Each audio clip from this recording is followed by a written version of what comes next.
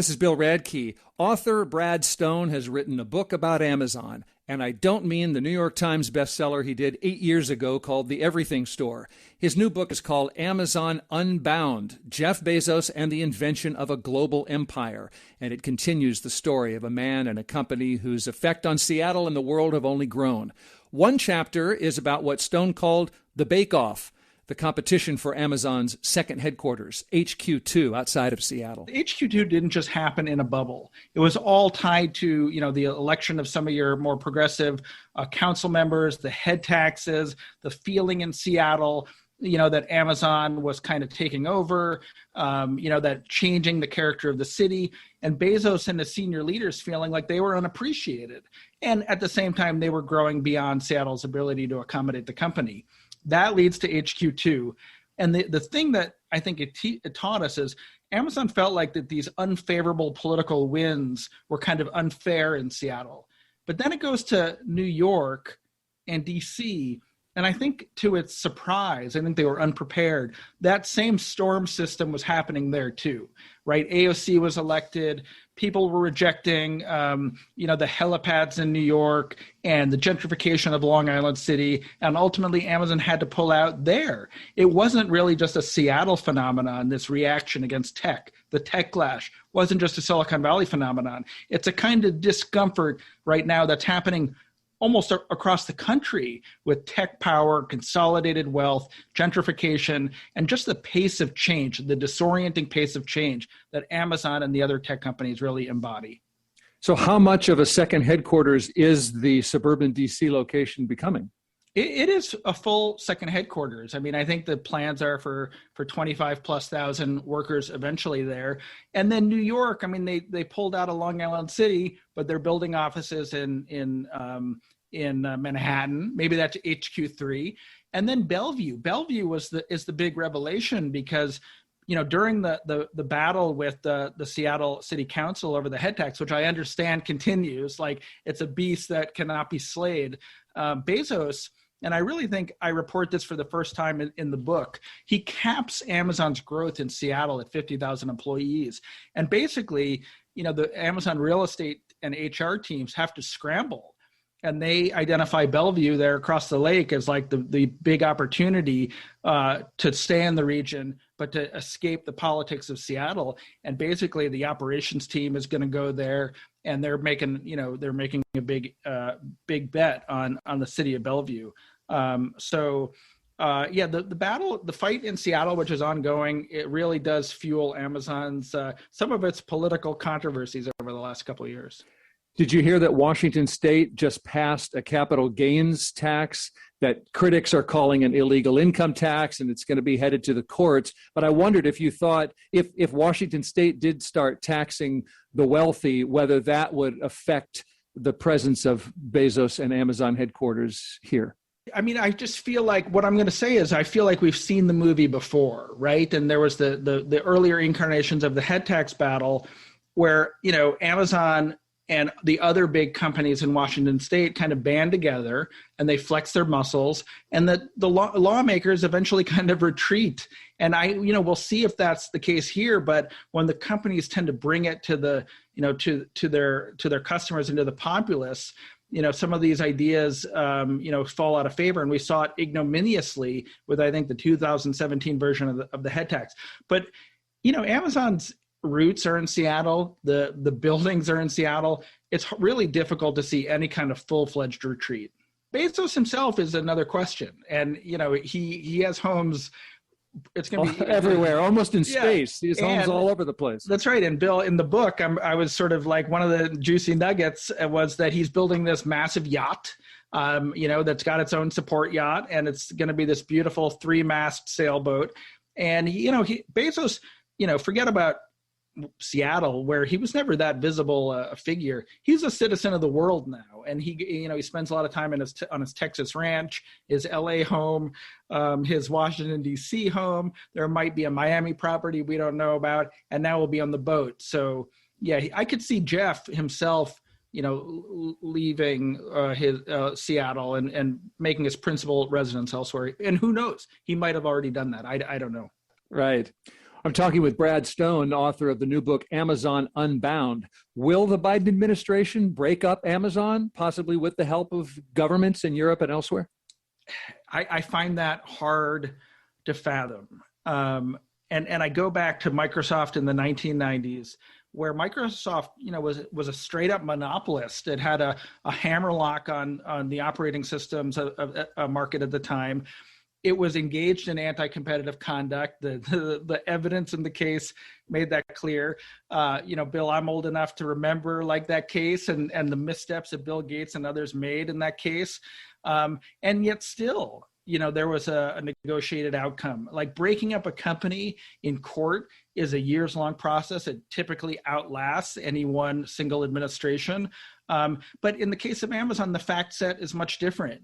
They compete in retail and cloud services, and their competitors are the biggest companies in the world, the Walmarts and the Googles and the Microsofts. So there's a lot of conduct to look at. There's not the monopoly that's usually the basis for, antitrust action. And the other one point I'll make is that, Microsoft was the center of the government's attention. And today, Amazon can take a ticket at the deli counter and wait for Facebook and Google and Microsoft and Apple to get their turn, in the hot seat. And so, governments here and abroad, tend to have their work cut out for them. Amazon's one of a couple of companies that needs to be looked at, and it has an incredibly complex business. So I'd say, to answer your question, the forcible breakup is unlikely. Maybe one day we see a voluntary one, probably not anytime soon, but you could see it down the road. Have working conditions at Amazon improved since that big New York Times piece, Inside Amazon, wrestling big ideas in a bruising workplace? Right, and I tell that story in the book. It was a really tough time at Amazon. It's 2015. Steve Ballmer goes on the Charlie Rose show and says, "This isn't a real company. They don't make any money."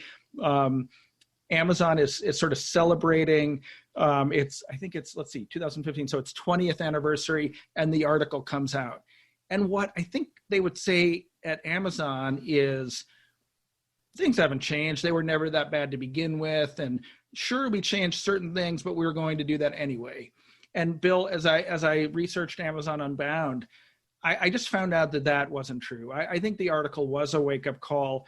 Certain things like the performance review system, some of the compensation schemes, the leeway that managers have had to make their employees' lives kind of difficult, and the leeway that bad managers had to kind of run roughshod over them.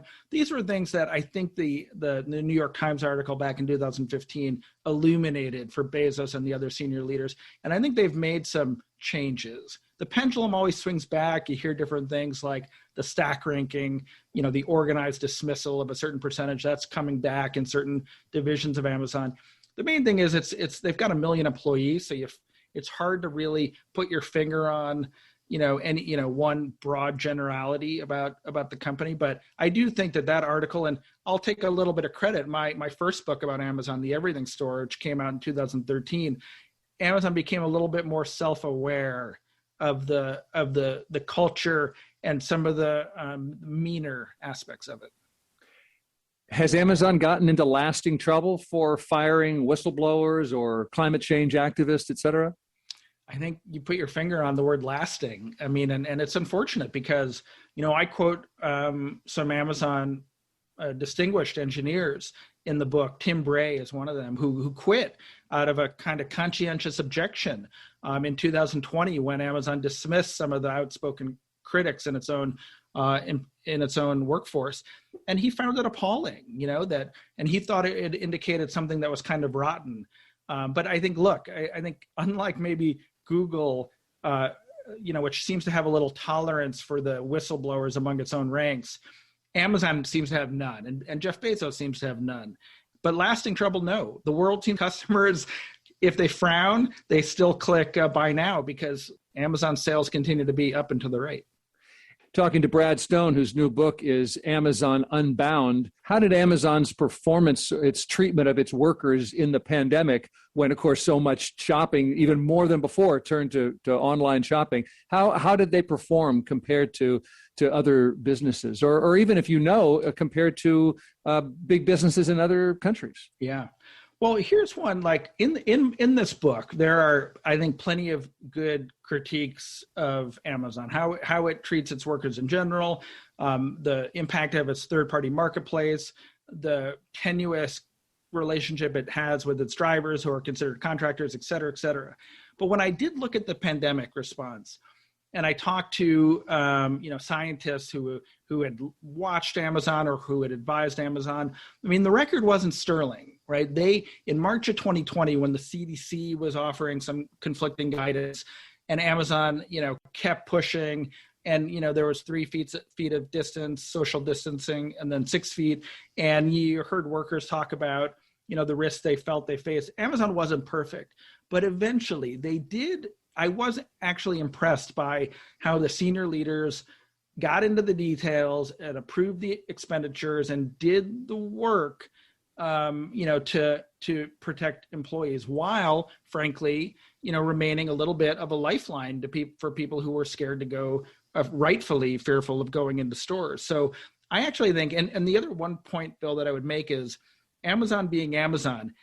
I couldn't point to any kind of similar scrutiny of any really other companies to compare it to answer your question. Amazon got the lion's share of the attention in a remarkable way.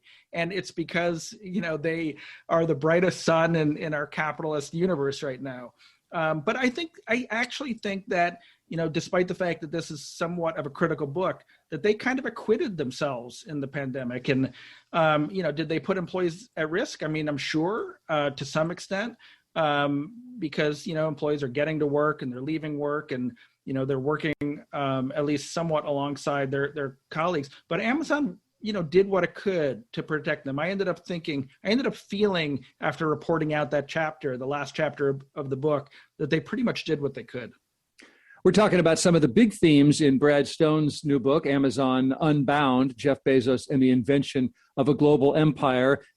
All of these questions about what's a game changer, what really changes life and what really doesn't change life. I've been thinking about that as I read your book.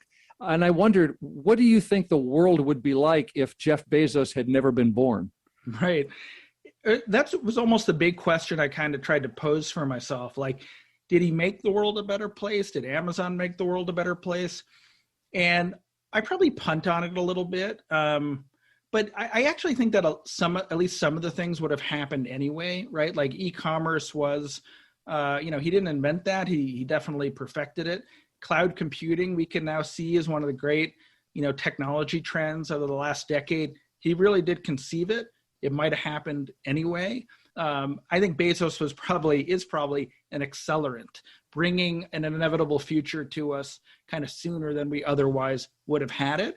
And that's why I kind of conclude that, the question of, is he good for the world? Is Amazon good for the world? Is sort of meaningless, right? I mean, these are the technological society is happening whether we want it to or not. We live in this world, and we can look for injustices and fight those individual ones. But I'm not a denialist. I have a Echo. I have a Prime membership. I watch the movies. I watch the TV shows. I prefer not to be hypocritical about it. That Amazon's made my life better. And it's why I kind of don't fashion myself as a full-fledged critic, because I'm a customer. Jeff Bezos is sort of stepping down. He's going to be executive chairman instead of CEO. What does that mean for Amazon? Well, I think he'll start to become a less visible figurehead. You go back to that antitrust subcommittee hearing last year, and I'm certain that he just felt like this was not a good use of his time. And also, as the wealthiest guy in the world, he's a pretty fat target. And so I think Andy Jassy will be, the guy sitting in the hot seat. But Bezos says he'll continue to work on new projects. He'll continue, I'm sure, to be the loudest voice in the conference room. I don't think much will change right away, But over the next few years, I could kind of see him drifting off into the world of philanthropy, Blue Origin, space travel, and of course his fantastic yacht, and enjoying life a little bit more. So we'll see. It's one of the great questions, right? Is he really able to detach? Amazon is his baby. And so it's hard to see him really completely giving up the reins. Brad Stone's new book is Amazon Unbound, Jeff Bezos and the Invention of a Global Empire. And he's doing a virtual event for Town Hall Seattle tonight with New York Times tech correspondent Karen Wise. Brad, good to talk with you again. Thanks for coming on. Bill, as always, it's a pleasure. Hi, this is Bill Radke again. If you liked that show, I think you're going to like another KUOW podcast called Seattle Now. Every weekday morning, your host, Patricia Murphy, brings you up to speed on the news that is shaping our city. And she does it smartly, brightly, and she does it in about 10 minutes. I listen every morning to start my day right. And if you want to try it, search for Seattle Now in your favorite podcast app. Thanks.